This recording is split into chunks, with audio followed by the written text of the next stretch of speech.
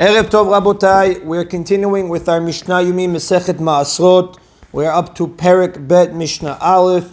Today's Mishnayot should be Nishmat Neria ben Svedlana Aranbai ben Eliyahu ben Burcha Israelov Minuchatam Began Eden Amen. As an introduction to today's Mishnah, we learned in chapter 1, Mishnah 5, that when a person plans to bring his produce home from the field, even if it is completely processed, it can still be eaten as a snack until he brings it into his house, unless we learned if he does one of the other things that sets the Maaser obligation for the produce, which was bringing the produce into your courtyard, even without bringing it into your home, selling it, cooking it, salting it, separating tirumah from it, and the arrival of Shabbat. That's called kovel maaser, setting the Maaser obligation for the produce.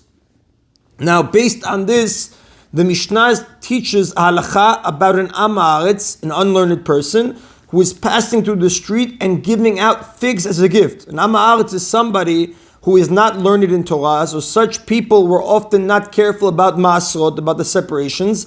Therefore, the Chachamim decreed that someone who receives produce from an Am Haaretz must separate Maasrot from it before he eats it. That's what we call demai. Demai, we learned, was the contraction of the words da mai. What is the status of this? Now, you don't have to separate tirumah from demai because all Amei Haaretz were careful to separate tirumah. You only have to separate maaser rishon and maaser sheni or ani from the produce. Now, although most Amei Haaretz separated even these maasrot, some did not. The Chachamim therefore decreed that these maasrot should be separated from any produce bought or received from an Amei Haaretz. This we spoke about more in the Mishnayot and Masechet Demai.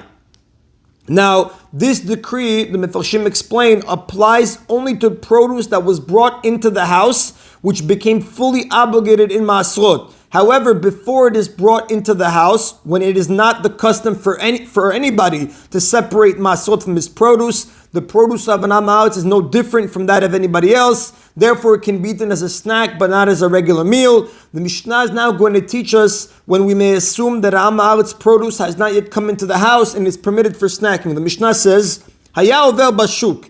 If an Am Haaretz was passing through the market with a basket of figs, Va'amar tilu lachem tenim, and he said to people, take some of my figs for yourselves as a gift. Ochlin ufturin. The Mishnah says they may eat those figs as a snack, and they're exempt from separating Maasrot first, because we assume that the Am Haaretz was coming from the field with his figs, and he had not yet brought it into his home. And the reason for this, and Mefarshim explain, is because the Mishnah is talking about a place where most people do not sell their produce, but they take it home to use it themselves. Therefore, we assume he's just passing through the market with a basket of figs on his way home from the field. We don't suspect that he previously brought this produce home and then he went out with it again, because people who don't sell their produce usually do not bring it out to the market once they take it home. So that's why the Mishnah says that you may eat it as a snack and you're exempt from separating Maasrot.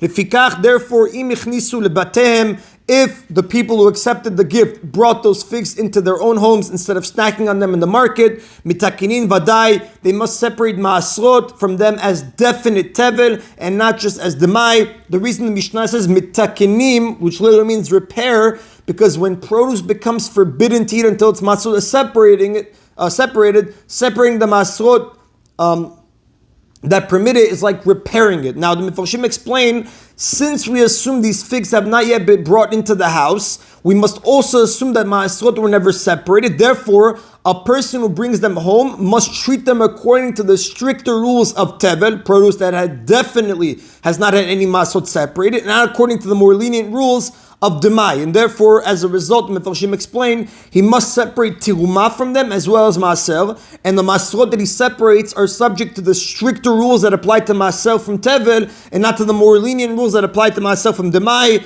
This you can see examples in Masechet Demai chapter 4 Mishnah 3 and chapter 5 Mishnah number 1. Now, the Mefarshim explain a case where we assume that the Am Haaretz's produce did come into his house and is therefore not permitted for snacking. The Mishnah says, Telu v'achnisu lebatechem.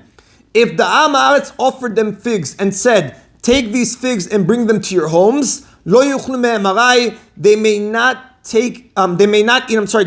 eat them as a snack without separating Maasrot, because by telling them to eat the figs at home, he's in effect saying that he already separated Maasrot from them. The implication being that he already brought them home. since we do not trust him about separating Maasrot, the figs cannot be eaten at all until we separate Maasrot from them, the same as any other produce that we received from an Am Haaretz. And the Mepharshim explain, the Am Haaretz knows that once he brings his produce home, it cannot be eaten without Maasrot being separated. That's why by saying, when he tells you these figs should be eaten at home, he's implying that he already separated Maasrot from them. That's the implication also being that he previously brought the figs into his house, because people don't usually separate Maasrot from produce that they didn't bring home. Since he admits that he brought the figs home, they cannot be eaten anymore as a snack. It's one of the conditions we said that automatically prohibits it being eaten as a snack. And since he has an Am Haaretz, we cannot trust him about separating Maasrot. Therefore, the people who receive the figs cannot eat them even as a snack. Lefikach, therefore, im ichnisu lebatehem, if they brought those figs to their homes, ena mitaknim ele demai, they separate Maasrot from them only as demai and not as tevel, meaning they do not have to separate teruma from them, and the Maasrot they do separate are subject to the various leniencies of demai. And then Mepharshim explain, even in the Mishnah's first case, where he didn't tell them take the figs home, the figs can be eaten only as a snack only if he gave them a small amount. However, if he gave them more figs than would be eaten as a snack, or he gave the figs to a distinguished person who doesn't eat in the street, he only eats at home, it is as if he told them to take the figs home and eat, and then they must tie them before they can be eaten in any manner. The Mishnah, when it said in the first case, they can eat it and they don't have, as a snack and they're exempt, it was talking about a small amount to an average person. If it's a large amount or it's to a distinguished person, that in effect is as if the Am Haaretz said, take it home and eat it, and therefore you would have to separate it before you even eat it. As a snack, you'd have to remove the Maasrot. And that is in Rabotai of Mishnah Aleph. Mishnah Bet now, as an introduction, we learned in chapter 1, Mishnah 5, that produce whose processing has been completed in the field becomes forbidden to even eat as a snack. However, that's only true for produce that is meant for the market. But produce that is being brought home can be eaten as a snack until it reaches the house. Nevertheless, the Chachamim decreed, like we said, 6 things cause the Maaser obligation to become set, Kovel Maaser, even before the produce enters the house. This means that the produce can no longer be eaten even as a snack without separating Maasrot. And just to recap, we said again, the 6 things were bringing the produce into your own courtyard, even if you didn't bring it into your house, selling it, cooking it, salting it, separating teruma from it in the arrival of Shabbat. That's called Kovel Maaser. The rest of the chapter now is going to discuss the effects of 3 of these things, mainly separating teruma, selling the produce, and bringing it into the courtyard, meaning bringing it into your courtyard without bringing it into your home. The Mishnah today is going to deal with bringing the produce into the courtyard, and it's going to teach us an important qualification of this rule.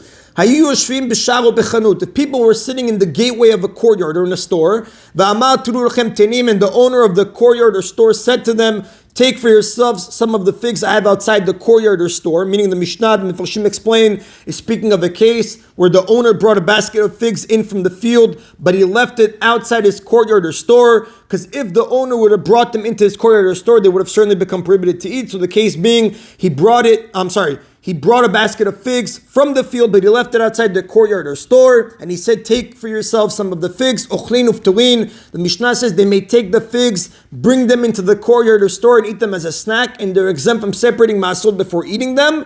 However, the owner of the courtyard and the owner of the store are obligated to separate Maasrot from the figs they bring in before any of them may be eaten, because even though bringing produce into a store or courtyard sets its Maaser obligation and prohibits eating it as a snack, it's only when someone brings it into his own courtyard or store, not into somebody else's. Therefore, the figs that the other people bring into the owner's courtyard or store, they can be eaten as a snack, because those people are not bringing it into their own courtyard or store, but the ones the owner brings cannot be eaten until he separates Maasrot. Mepharshim explain, when these other people took figs for themselves, they acquired them and they became the owners of the figs. When they brought them into the courtyard or store, they were bringing their figs into someone else's courtyard or store. That does not set the Maaser obligation. But the figs the owner brought in were his figs, which he brought into his own courtyard. Therefore, they cannot be eaten by anyone until Maasrot have been separated. That's why the Mishnah was specifically speaking about a case where he brought a basket of figs, but he left it outside his store or courtyard. Now, according to the previous Tana, the Tana Kama we just quoted, whatever the owner brings into his courier store becomes set for Maaser as soon as it enters the courier store. But the Mishnah now is going to bring the opinion of Rabbi Yehuda. Rabbi Yehuda Poter, Rabbi Yehuda says that even the owner of the courier store is exempt from separating Maasrot in the gateway or his courtyard, or in the customer area of the store, ad shechazirat panav, until he turns his face to the side while he eats, so that people do not see him eating. Or ad she'ishanev mekom yeshivato, or unless he changed his seat before he eats, so that he's not facing his customers while he eats. And the Farshim explain, according to the Yehuda, only the parts of the courtyard or store in which the owner is not embarrassed to eat sets the maaser obligation. But since a person is uncomfortable eating at the entrance to his courtyard where people passing by can see him, or in his store facing his customers, even if the owner himself brings the figs into these areas, they have not yet become set for maaser and they still may be stacked on. And Mefarshim explain, however, a person is embarrassed to eat in his store only where he sits to deal with his customers. But when he's away from that place, he's not embarrassed to eat even though they could see him eating. He's also not embarrassed to even eat at his regular place where he doesn't sit facing the customers. Therefore, the Rav says, if he sits in his regular spot but turns his head away to eat, or he moves to another spot in the store where he doesn't deal with customers, he moves to another spot in the store, he may no longer snack on the figs without separating Maasrot, as the Rav tells us. And the Rav says, Ven halacha ki Rabbi Yehuda, the halacha does not follow Rabbi Yehuda. Right, like the Rav tells us, Aval b'makom sheni yoshev u'mecher ish bosh, and if he moves to a place where he's not dealing with customers, that would obligate him now to separate Maasrot, because the Rab tells us, Kaimalan makom shu bosh patur, makom sheno bosh chayav, in a place where he's embarrassed, he would be exempt, mainly in the place where he's dealing with the customers, but in a place where he's not embarrassed, in a place where he walks away, when he's away from the place that he deals with his customers, he's not embarrassed to eat, even though they can see him eating. And that is the Rabotai of today's Mishna Yomi. Again, we said, V'en halacha ki Rabbi Yehuda, the halacha does not follow Rabbi Yehuda. Baruch Adonai le'olam, amen v'amen.